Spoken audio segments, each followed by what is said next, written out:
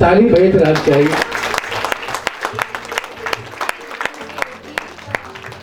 इतना इतिहास रचा है इतना समाज गोवा के नाम पर।